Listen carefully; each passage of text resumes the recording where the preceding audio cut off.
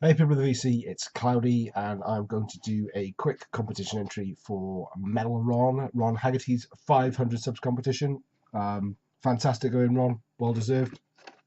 Um, Everyone probably knows Ron's channel by now, but I will leave a link below for those that don't.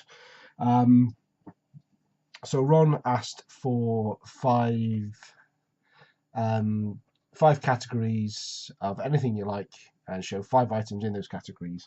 And to get a bonus entry, it was in each category show a 5. Now, I'm probably going to skip the bonus category if that's all right, Ron. It's kind of very easy in each of these to find a 5, but I don't think it's quite in the spirit of it. I mean, there's number 5s on all these releases, whether it be in the length of a track or the 5th track or a 5 in the barcode or something, and I don't think that's really the spirit of it. So um, I'm gonna leave the bonus if that's all right with you. But I am a big Iron Maiden fan. I know Ron's a big Iron Maiden fan as well. So I have all my categories are to do with Iron Maiden, but they're different categories within each. So I'm going to start off with 5 Iron Maiden DVDs. Now these first couple I'm going to show, they're not in the boxes. I've got hundreds and hundreds and hundreds of DVDs, and a few years ago I just got fed up with them and I threw all the boxes away, and I put all the CDs in a proper DVDs in a proper DVD case, kept all the inners, so I don't have boxes for these. But this is Iron Maiden, the early days, part 1, and the little inner booklets. Great little documentary for you Iron Maiden fans out there. And following up from that one is Iron Maiden Live After Death, which has the second part of the documentary on it. Now, I used to have this. In fact, I still have this on VHS somewhere. It was the when it came out, I had it as a Christmas present when I was about 15, 16, or what have you. And I remember I played it to death. Absolutely loved it. It was my this was my first concert experience. This is when I went to see my first concert. I expected it to be like this sort of production. And I remember my dad coming in and sitting and watching it once, and because obviously parents never swear and they don't know any swear words, trying to cough loudly over every single swear word there was in the movie, trying to hide it from him. Third one I picked up recently actually. This is Maiden England '88. This is the Somewhere in Time tour. I know Somewhere in Time is one of Ron's favourite albums. It has the History of Iron Maiden Part 3 on it, which I'm about 2/3 of the way through, and it's really, really good actually. Great extra on there, but the concert's really good. Number 3, Iron Maiden En Vivo, which is live from Chile. Now this is the DVD or this is the movie, Blu-ray, whatever, that got me into checking out Iron Maiden's releases in the 2000s. I hadn't really listened to too much of it. I listened to Matter of Life and Death was the Iron Maiden album that got me actually back into metal again. But this is the album that got me checking out things like Brave New World, Dance of Death, and other ones like that. And number 5 in the first category is Iron Maiden Flight 666. It's a kind of a documentary and clips of them live. It's got sort of 17 tracks on it. But this is a great film documentary if you haven't seen it. Obviously, it's got the first incarnation of Ed Force One. So there you go. That's category 1, Iron Maiden DVDs. Yeah, so as I say, like the thing with the number 5s, I was desperate looking through, and it was kind of getting desperate when I was thinking like, well, there's a number 5 on this reproduction of a ticket stub, seat 5, and yeah, I thought let's not go down that route. Second category, 5 Iron Maiden singles.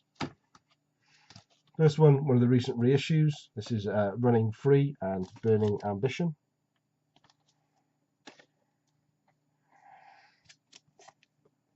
Sanctuary.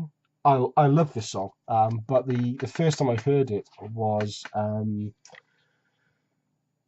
the Live After Death single Sanctuary. So I was used to Bruce Dickinson hearing it, so it actually took me a bit of time to get used to the Paul Di'Anno version. But there we go.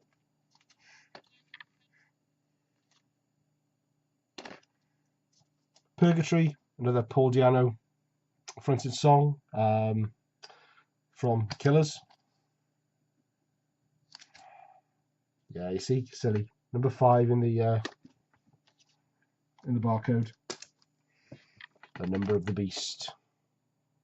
This is actually original. Those first 3 were all reissues. This is an original on red transparent vinyl.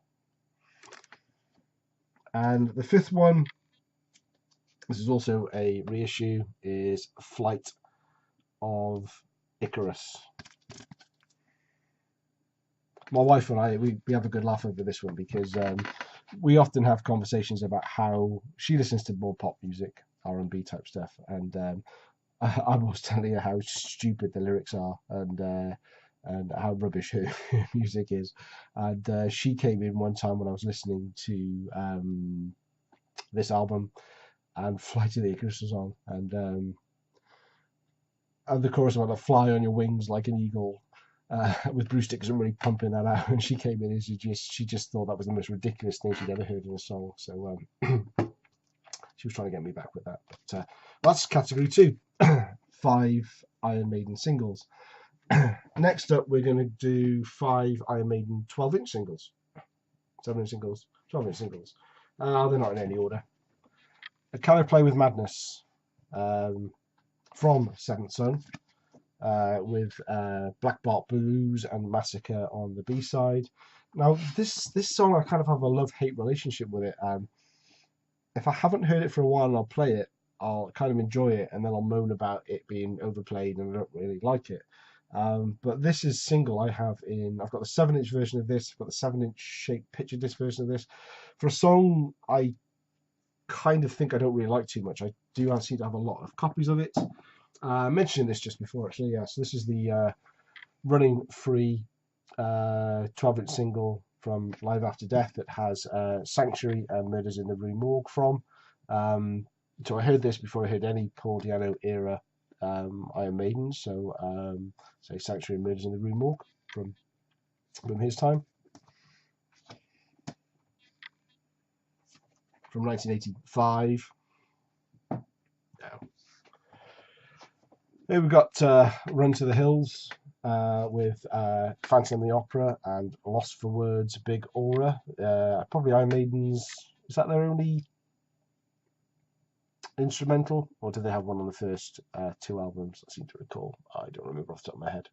But, yep. Run to the Hills. That's live again. So this is the 2nd single from Live After Death from Long Beach Arena. My favourite Iron Maiden single, and this is one I think the band don't actually like, or Steve Harris has never actually liked. It's Women in Uniform. I love the artwork with Thatcher kind of gaining revenge for the whole from being murdered. Not quite sure how that works out, but yeah, love this 12-inch single. Women in Uniform, Invasion, Phantom of the Opera. If I had to get rid of all my 12-inch singles bar one, this is the one I'd keep. And last but not least, Iron Maiden Aces High, obviously from Power Slave. It's got King of Twilight and The Number of the Beast, a live version on the B-side. Oh look, there's 5 Eddies, but no.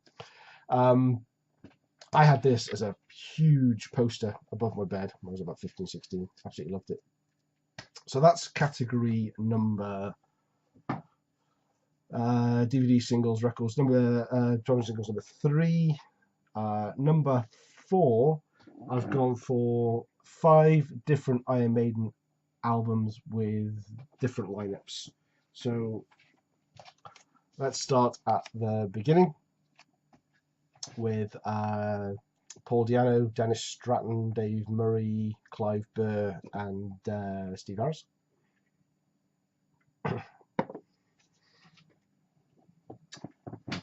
Then I know there's a change in killers, but I'm going to go to Number of the Beast, where we now have Bruce Dickinson, Adrian Smith, Dave Murray, Steve Harris, and Clive Burr.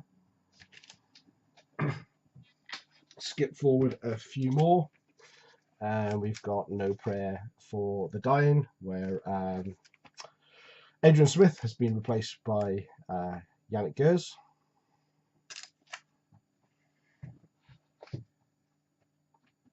I've gone completely out of order. I meant to do this one before. I had to show this one really, as it's your favourite album, Ron. So this is the classic Iron Maiden lineup, where Nico McBrain was in and Clive Burr was gone, even though he'd gone a couple of albums before. Amateurish rubbish here.